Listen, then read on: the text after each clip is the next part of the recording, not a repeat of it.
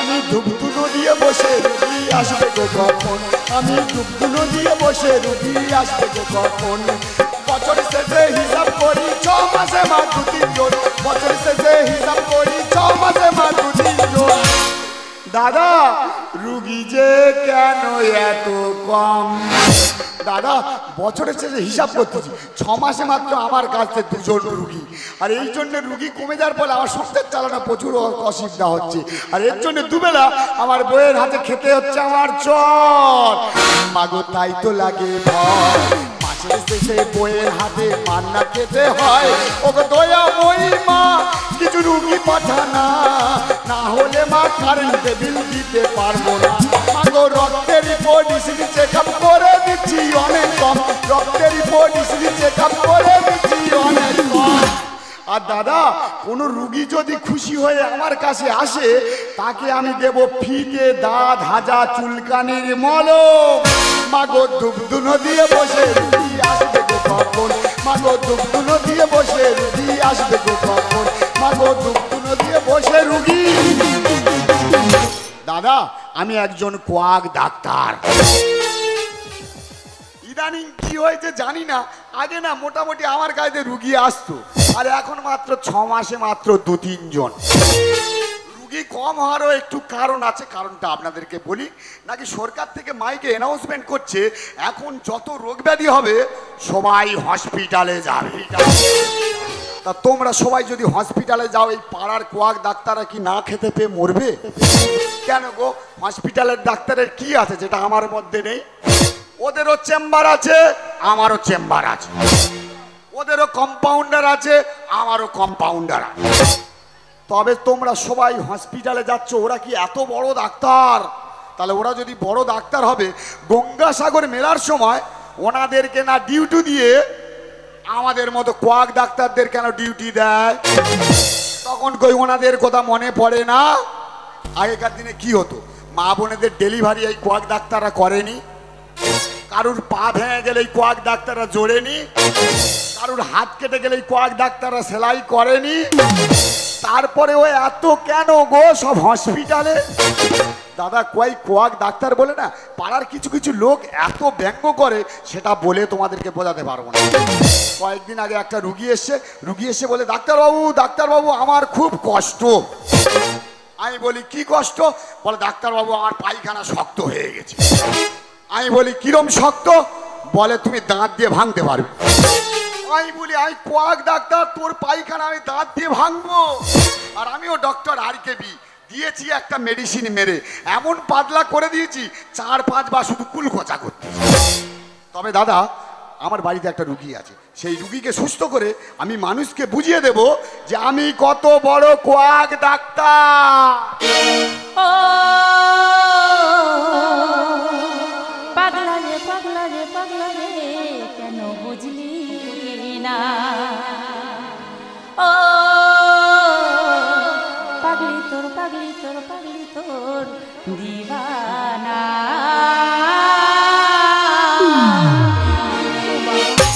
কি যন্ত্রণা বলো দিনে, বাচ্চা নিবি কিরে শঙ্করী, যন্ত্রণায় তো আমি মরি।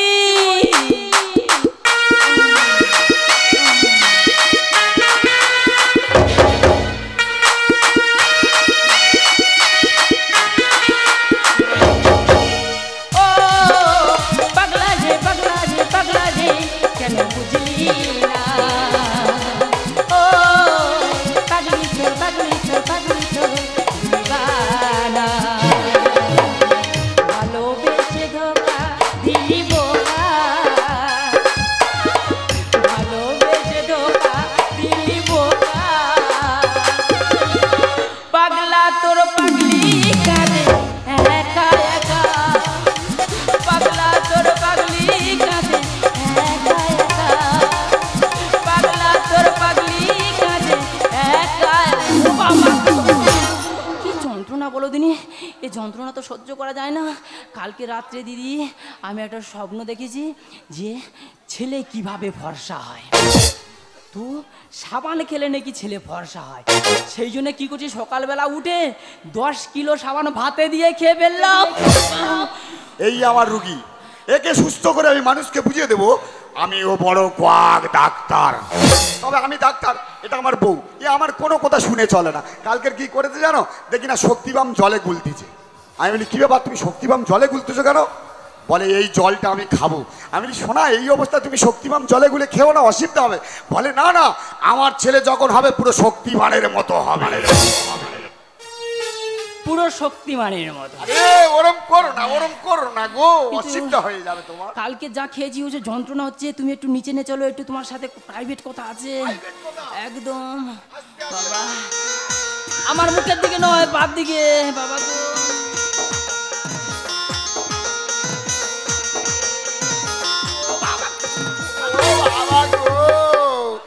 আমি অনেক প্রেগনেন্ট রুগী দেখেছি, এরকম বিরিয়ানির হাঁড়ি নিয়ে ঘোরা রুগী আমি দেখিনি। দেখো সোনা, এই সময় তুমি চেঁচামেচি করো না, ফট করে বিরিয়ানি হাঁড়ি নিচে পড়ে যাবে, ফট করে ভেঙে গিয়ে সব বিরিয়ানি বাইরে বাড়ি যাবে। এত হাম বড় ডাক্তার, আবার হাম বড় দেখেছো? আমি এখন বুঝতে পারছি রুগী কেন কমছে। বাইরের লোক হাম বড় বড় বলে বলুক, তুমি আমার নিজের স্ত্রী হয়ে আমার সামনে আমাকে হাম বড় বলতেছো। হাম বড় বলবো না কেন? বলবো না কেন? সেই দিনের ঘটনাটা বলি। কি আবার ঘটনা, কি বলবে গো? দেখো সেই দিনের ঘটনা আমি বলি, সবাই শুনুক অন্তত। বলো তাহলে। দিদি কি বলবো, সেদিন ওনার চেম্বারে একটা পেশেন্ট এসছে, তার দাঁতের যন্ত্রণায় সে যন্ত্রণা ছটপট করে মরে যাচ্ছে, সারা রাত তো ঘুমোতে পারে না। এসে বলছে ডাক্তারবাবু, আর আমার দুপুরের দাঁতে খুব পোকা লেগেছে, যন্ত্রণায় আমি সহ্য করতে পারি না, আর আমার একটুখানি দেখুন না বাবু। তাও ডাক্তারবাবু কি করলো না, সব নিচের দাঁত তুলে বসে আছে। দিয়েছি, নিচের দাঁত তুলে দিয়েছি। তোমরা বলো, আমি তো কোয়াক ডাক্তার, রুগী কিভাবে সুস্থ থাকবে সেটা ডাক্তারকে আগে ভাবতে হবে। তোমরা বলো, ওই পোকাটা নিচের দাঁতের উপরে দাঁড়িয়ে উপরে দাঁত ফুটো করেছে। আমি ডাক্তার, নিচের যত করে দাঁত ছিল সব তুলে দিয়েছি। ওই পোকা দাঁড়াতে পারবে না, ফুটো করতে পারবে না, ও না খেতে পেয়ে মরে যাবে। তা সে রুগী আর আছে? ওইটা সবাইকে সামনে কেন বলছো গো? ওইটা বলতে নি, সে রুগী আছে কি গেছে সেটা পরের গল্প, ওই সব গল্প বলে না। এই তোমার যন্ত্রণা হচ্ছে, একটু বসে বসে গল্প করি, চলো। বসে বসে গল্প করি। চলো চলো চলো চলো।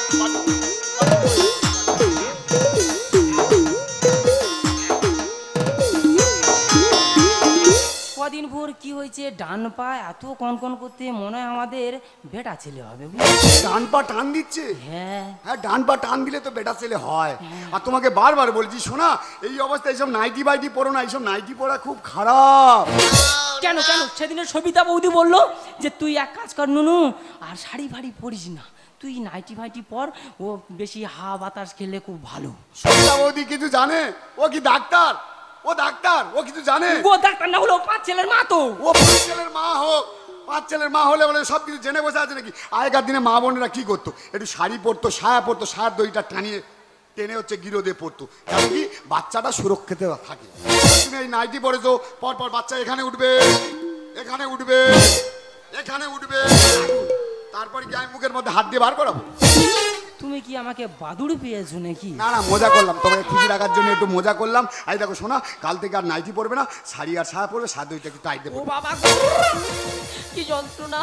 তুমি তুমি তুমি এক কাজ করো, হসপিটালে নিয়ে গিয়ে ফটো করবে চলো। এই ঘরে ডাক্তার থাকতে হসপিটালে গিয়ে ফটো করতে হবে, আর তুমি ডাক্তারের সামনে আবার হসপিটালের কথা বলছো। আমি লোককে বলেছি তোমাকে সুস্থ করে আমি বুঝিয়ে দেবো আমি বড় ডাক্তার। ফটো করতে হবে তো এক্ষুনি ফটো করো, পেট বার করো, পেট বার করো। এত লোকের সামনে পেট বার করবো? সব তো ঘরের লোক, সব ঘরের লোক। না আমি পারবো না, যাও। আচ্ছা ঠিক আছে, তোমার যদি হচ্ছে লজ্জা, আমি নাইটির উপর থেকে ফটো তুলে নিচ্ছি, তুমি একটু ভালো করে পোজ দাও। ফেসবুক কাজ চলছে, ফেসবুকটা যত পোজ আমি দিয়েছি। ফটো তুলে আমি বলে দেবো আমার বাচ্চা কিভাবে আছে। পোজ দাও। রেডি রেডি নাও।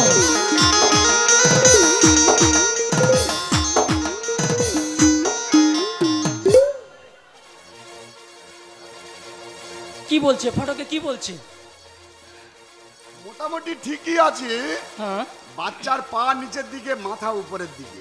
বাবা ওটা উল্টো শীর্ষাসন করছে। দাঁড়াও দাঁড়াও, একটু জুম করে দেখি। এই বাচ্চার মাথায় ডালা মতো কি? কি বলো দিনি? তুমি কালকের মাংস চিবিয়ে খাওনি? এই সময় মানুষের কত না কি খেতে ইচ্ছা, এটা খাই ওটা খাই সেটা খাই, কত চিবি খাবে, গিটে মেরে দিস। ওই জন্য তো মাংসের একদম পুরো গোটা ডেলা বাচ্চার মাথার উপরে। শোনা, এই সময় এরকম মাংস হচ্ছে, বেশি খেও না। আর যেটা খাবে একটু ফল সবজি ফবজি একটু খাও, বাচ্চা একটু ভালো থাকবে। আর চিবিয়ে খাবে, চিবিয়ে না খেলে পেটে গ্যাস হবে, গ্যাস হলে পেট ফুলে যাবে, আরো যন্ত্রণা বাড়বে, তোমার কষ্ট হবে। আর সেই কষ্ট আমি সহ্য করতে পারবো না। বাবা গো, সহ্য করতে পারবো না। এই দেখো, এই দেখো, তুমি হাসছো কেন? আতা গাছে তোতা পাখি, ডালিম গাছে বউ। ও আমি ছোটবেলায় পড়েছি। আমার বউ বাতকর্ম করেছে, গন্ধ পায়নি। তুমি কিন্তু একটা বাড়াবাড়ি করে ফেলতো কিন্তু। শোনা, বাতকর্ম কি খারাপ জিনিস? এই অবস্থায় বাতকর্ম চেপে রাখবে না। গ্যাস হলে পেট ফুটে, ওটা ছেড়ে দিয়েছো, ঠিক আছে। তুমি যেরকম মিউজিকের তালে ছেড়েছো, ওইটা শুনে বলে দেবো তুমি কালকের কি খেয়েছো। বেশি হাম বড়মি দিও না। আবার হাম মরে বলে। ফার্স্টে তুমি কিরম ঝাড়লে? পাক পাক পাক পাক। তোমার কান তো বিশাল খাড়া। তোমার পাশে বসে আছি, তা আমার কান খাড়া হবে না? ফার্স্টে কি ঝাড়লে? বলো কই দেখি। তুমি মাছ খেয়েছো। ফিশ। ও বাবা, ইংরেজি মাছ, ইংরেজি ফিশ না? ও বাবা, আমি তো ইংরেজি বাতকর্ম করেছি। আমি তো ইংরেজি বাতকর্ম করেছি। এসো। এই সময় অত উত্তেজিত হওয়া ভালো না, ঠিক আছে? এই সময় এত উত্তেজিত হওয়া ভালো না, ঠিক আছে? তুমি এরপরটা বলতে পারবে না। না, বলতে পারবো না। ফক ফক মানে তুমি ফুচকা খেয়েছো। তো পালান্দা এসেছিল, আমি বললাম এই সময় আমার অনেক কিছু খাওয়ার ইচ্ছে হচ্ছে। তা আমি বলি, ও পালান্দা তুমি দাঁড়াও তো, 1000 ফুচকা দাও তো খাই। 3000 ফুচকা খেয়েছো, ঠিক আছে। 3000 ফুচকা খেয়েছো, ভালো করে। আর কি কি খেতে ইচ্ছা হচ্ছে তোমার বলো তো? আমার তো অনেক স্বাদ, তুমি দিতে পারবে তাই। কি খাবে? আমি ডাক্তার, আমি যেখান থেকে জমি জায়গা বিক্রি করে হলো তোমায় খাওয়াবো। কি খাবে বলো? না গো, তুমি পারবে না, বেকার বলো। কি পারবো নি? কি খাবে বলো? হ্যাঁ, না খাওয়ালে তোমার ছেলের গালে লালা যাবে আমার। আমার ছেলের গালে লালা যাবে সেটা আমি চাই না। কি খাবে তুমি বলো? আমি ভাবতেছি হ্যাঁ, কারেন্টের শর্ট খাবো। তুই পালালে কেন? শোনা, ওই যে মিঠুন চক্রবর্তী আছে, তোমাকে যদি কারেন্টের শর্ট খাওয়াই, ওর গায়ে আর রক্ত থাকবে না, ওরম চিড়ের মতো চাপটা হয়ে যাবে। শোনা, ও ফর্সা হবে, ফর্সা। আরে শোনা, ও চাপটা হয়ে যাবে, চাপটা হয়ে ও বাবা গো, কি যন্ত্রণা। তুমি আমার হসপিটালে নিয়ে চলো। আবার হসপিটাল? তুমি অ্যাম্বুলেন্স ডাকো বাবা। আবার অ্যাম্বুলেন্স? তোমাকে আমি এক্ষুনি ঘরের ভিতর নিয়ে যাবো, ও বাবা গো। নিয়ে গিয়ে তোমার নর্মাল ডেলি করবো। কোরাত কই? ও বাবা, এ কি হবে? হাতুড়ি কই? ও বাবা গো। ছেনি কই? ও বাবা গো। বাবা, তুমি ভয় পাচ্ছ কেন? আমি অনেকদিন আগে নর্মাল ডেলিভারি করেছিলাম না, ডেলিভারির জিনিসপত্র একটা ট্যাঙ্কের মধ্যে রেখেছি। ট্যাঙ্কের তালা মারা, চাবি হারিয়ে গেছে। তাই কোরাতটা নিয়ে গিয়ে তালাটা কাটবো, নর্মাল ডেলিভারির মালপত্র বার করাবো, আর তোমাকে নিয়ে আমি ঘরের ভিতরে গিয়ে করবো নর্মাল ডেলিভারি।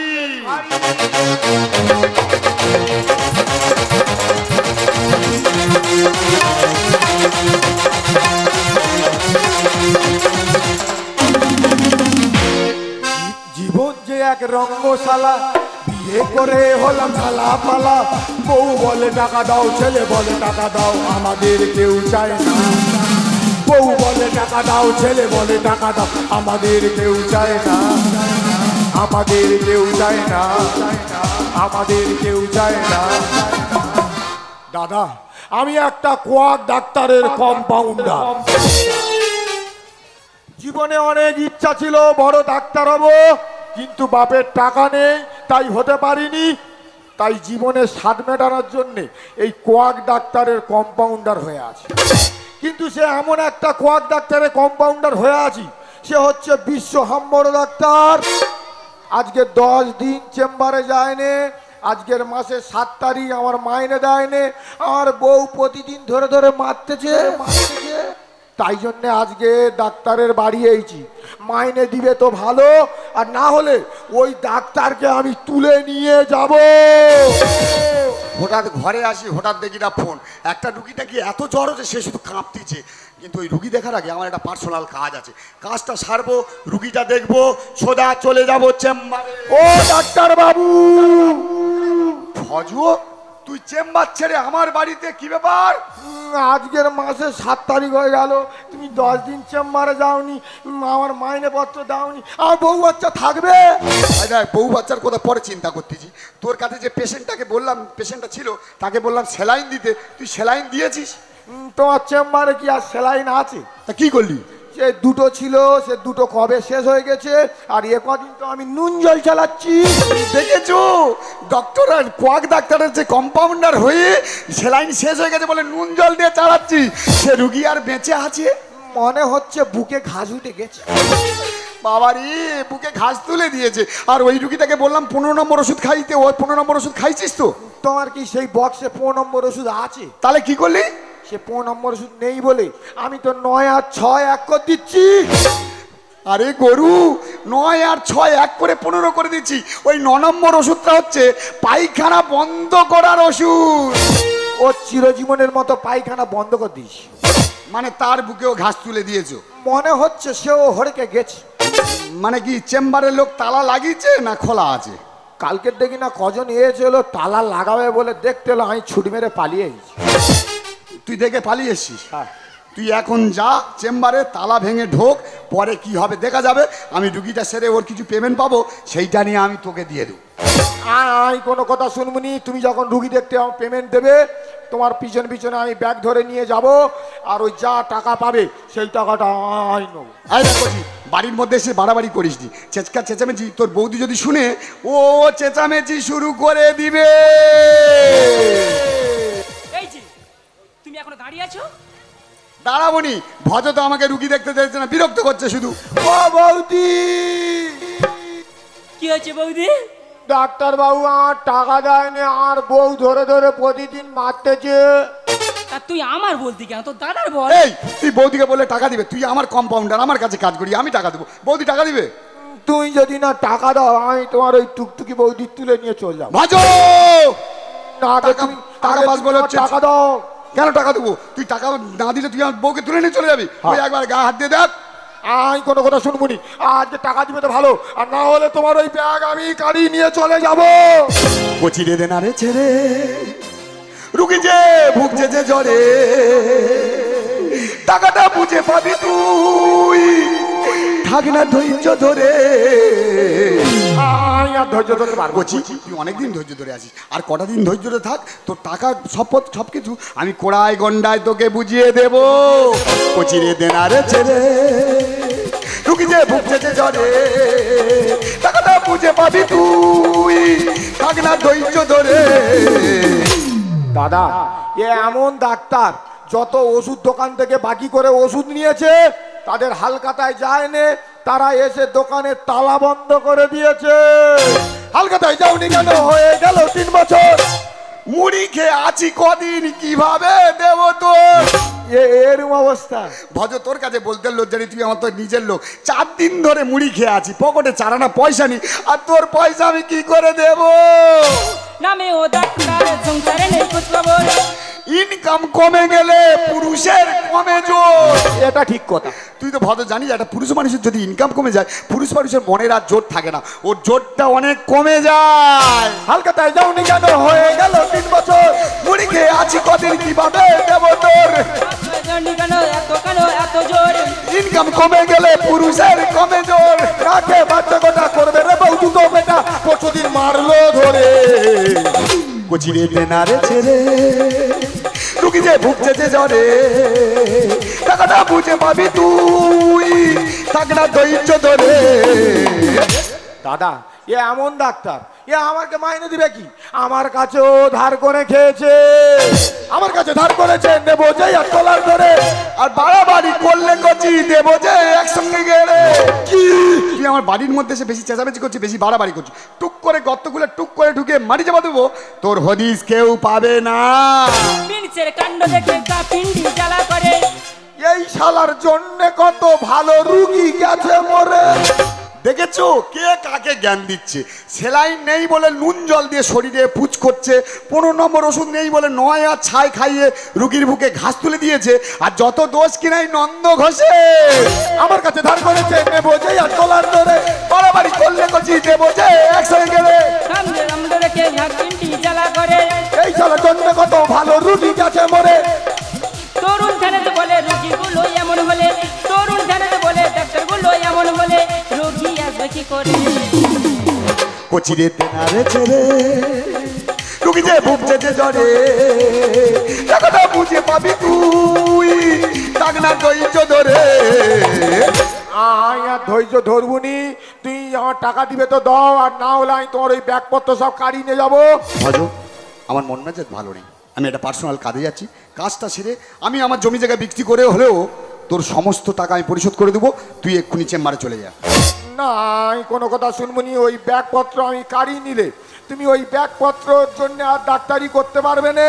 ওই ব্যাগ আনার জন্য তুমি টাকা নিয়ে আমার বাড়ি হত্যা দিয়ে বয়ে থাকবে। না, আর ওই ব্যাগগুলো দাও। না না না, ব্যাগ দেওয়া যাবে না, ব্যাগ দেওয়া যাবে না, ওই ব্যাগ দেওয়া যাবে না, ব্যাগ দে।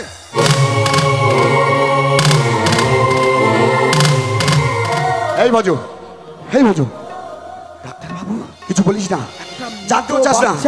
এই জানতেও চাস না? একটা মৃত বাচ্চাকে তুমি ওই ব্যাগে করে নিয়ে কোথায় যাচ্ছিলে? কিছু এই মৃত বাচ্চাটা, কিছু বলিস না। এই মৃত বাচ্চাটা কার ডাক্তার বাবু? এই মৃত বাচ্চাটা কার? আমার কিছু বলো না, কিছু বলো না। তোমার চুপ করো, এই বাচ্চাটি আমার, এই মানুষটি, চুপ করো। এই মানুষটি এই বাচ্চাটিকে পৃথিবীর আলো দেখতে দেয়নি। এত নিষ্ঠুর। আমি আমি কতবার বলেছিলাম তুমি তুমি আমাকে হসপিটালে নিয়ে চলো, তাও নিয়ে যায়নি। ও নিজের বাড়িতে ডেলিভারি করেছে। আর এই শিশুটিকে পৃথিবীর আলো দেখতে দেয়নি। বলো না, আমি আমি তোমার কাছে কোনোদিন ভালো শাড়ি চেয়েছি? চাইনি গো। ভালো গয়না গাটি চেয়েছি, তাও আমি চাইনি। শুধু আমি চেয়েছিলাম মা ডাক শুনতে। তুমি তুমি আমাকে মা ডাক শুনতে দাও, মা ডাক শুনতে দাও। ডাক্তার বাবু, ভজ, আমাদের সরকার মায়েদের জন্য কত সুবিধা করেছে। ভজ, জননী সুরক্ষা, মাতৃযান, আর তারপরেও তুমি তোমার স্ত্রীকে হসপিটালে না নিয়ে গিয়ে নিজের হাতে ডেলিভারি করে নিজের সন্তানকে খুন করেছ। তুমি কেন ভুলে গেছো? প্রাথমিক ডাক্তাররা শুধুমাত্র প্রাথমিক চিকিৎসা করতে পারে, কোনো সার্জারি বা ডেলিভারি নয়। রাজকর বাবু পালিয়ে যাবার চেষ্টা করবেন না। You are not arrest. ভজ, আমি যার ভয় আমি মৃত্যু সন্তানটিকে আমি 7 দিন বাড়ির বাইরে বার করিনি। তুই তুই তুই আমার কাছের মানুষ হয়ে আমাকে তুই পুলিশের হাতে তুলে দিলি। ও তুলে দেয়নি, আমি আমি তুলে দিয়েছি। কারণ তুমি এত নিষ্ঠুর, এত পাষাণ যে এই এই সন্তানটিকে তুমি 7 দিন ফ্রিজের মধ্যে রেখেছো। কতবার বলেছি আমাদের সন্তানটিকে একটু সন্দেহ করে এসো, তুমি তাও যাওনি। আমি প্রত্যেক দিন ওই ফ্রিজের কাছে যেতাম আর কাঁদতাম। তোমার মতো ডাক্তার যদি এই সমাজের বুকে থাকে, আমার মতো কত মা ডাক শুনতে পাবে না।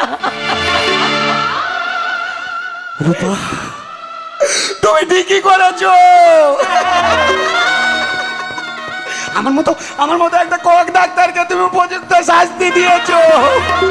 জানো রূপা, আমি ভুলে গেছিলাম যে ডাক্তাররা এই সমাজের ভগবান। নিজের আত্ম অহংকারের বসে আমি আমার নিজের সন্তানকে নিজের হাতে খুন করেছি। জানো রূপা, আমি সবাইকে বোঝাতে চেয়েছিলাম আমি অনেক বড় কক ডাক্তার হতে চেয়েছিলাম, শুধু তোমাকে সুস্থ করে। কিন্তু আমি আমার সন্তানকে আমি নিজের হাতে খুন করেছি। তবে রূপা, যদি আবার কোনোদিন আমি ফিরে আসি না রূপা, আমি আবার তোমার কাছে ফিরে আসবো। কত আশায় বেঁধেছিলাম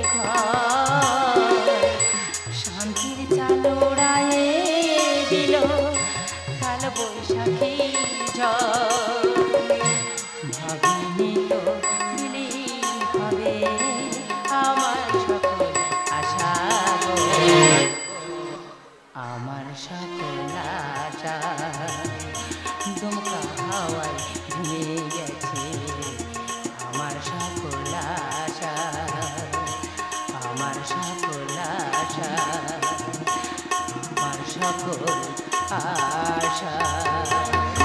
রূপা